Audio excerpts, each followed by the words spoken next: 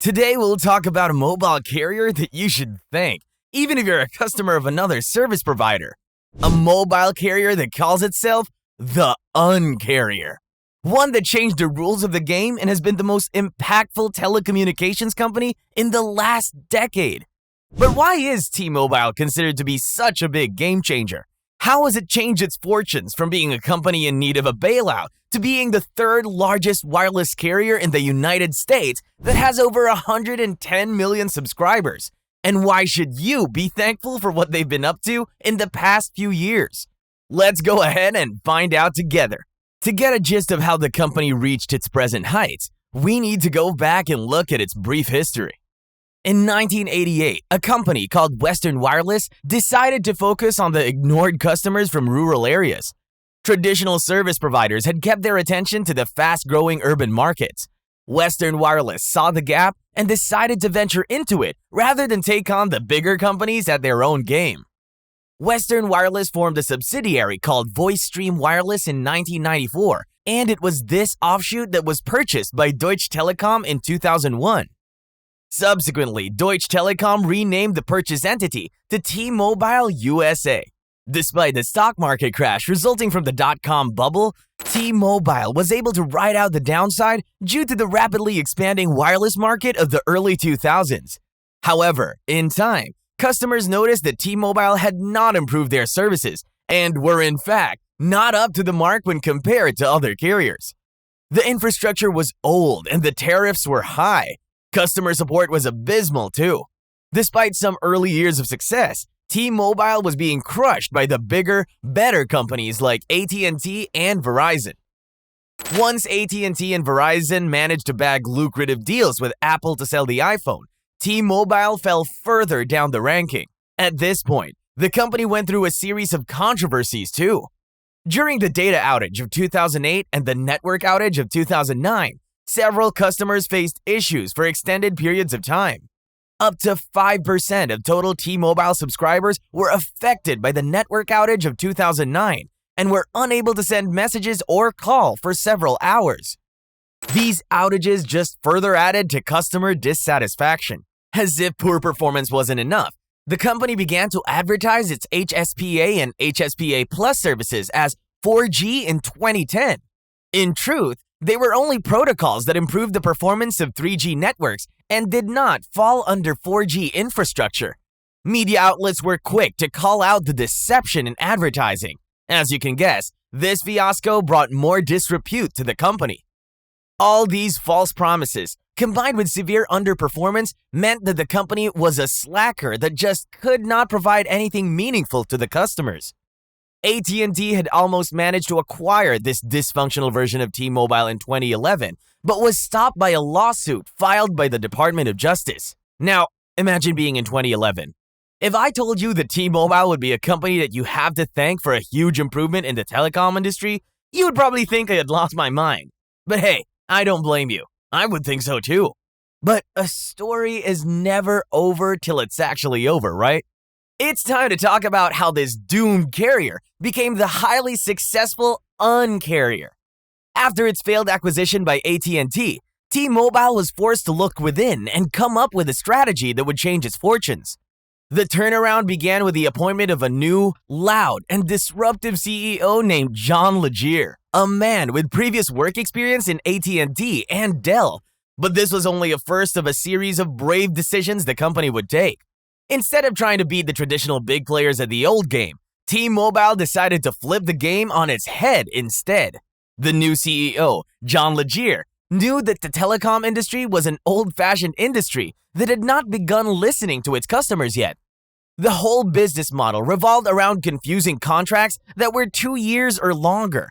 There were penalties for any customer looking to breach the terms of the contract and switch to a different carrier.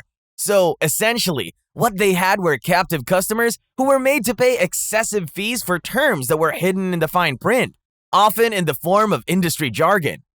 T-Mobile decided to disrupt the existing model of the customer-hostile telecom industry by doing the opposite of what the bigger companies were doing.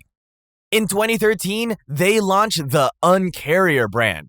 They opted for no contracts, easy cancellation with no termination fee, simpler plans with no fee increments, and the lowest tariffs. This was music to the ears of the customers who had so far been held captive to the carrier they chose initially. T-Mobile was also able to capitalize on the growth of the smartphone market through a deal with Apple. T-Mobile promised to sell the iPhone at MSRP. MSRP is the price recommended by the producer of the product to the retailer. By promising to sell at MSRP, they were able to enter into the league of AT&T and Verizon as partners of Apple.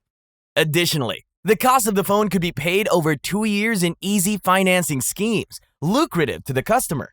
John Legere attacked the weakness of the old-fashioned telecom industry to gain a pool of happy customers. Although the lower tariffs and the Apple deal meant that profit margins were low, the growing revenue allowed the company to invest in improving its telecom infrastructure. Over the course of the next 2 to 3 years, T-Mobile became future-ready. Next in line for achieving this impressive turnaround was the disruptive plan to end all data plans. In 2016, John Legere launched the Un-carrier 12, a 100% unlimited plan that covered everything. This plan would completely change the dynamics of the $30 billion data industry. Once again, T-Mobile targeted the weakness of its competitors. They were aware that the outdated infrastructure of the traditional companies would mean a good amount of time before they could respond. In the long run, it was this move from T-Mobile that would force the competitors to pull up their stocks and offer more valuable plans to their customers. Now you know why you should be thankful to T-Mobile, whether you use their services or not. Along with the best-in-class infrastructure and a game-changing unlimited plan, other innovations from T-Mobile included T-Mobile Tuesdays, a day introduced by John Legere to celebrate and reward the carrier's customers. This was done by offering cashbacks, coupons, and discounts, and more in collaboration with other partner brands. They also did away with roaming charges for Mexico and Canada, offering relief to many customers. But they didn't just stop there. To see a company as truly customer-friendly, what would be one of the priorities you would look at? A trial period or sampling would definitely be near the top of this list. To make the brand more appealing to customers, T-Mobile introduced the Test Drive program. This program allowed customers to test the services of T-Mobile and make a decision after using it. One could often find the CEO of T-Mobile stating his philosophy of, "Shut up and listen to the customers." And that's exactly what T-Mobile did. The innovations were not only limited to the customers, even the employees who were deflated by years of severe underperformance were brought along on this turnaround journey.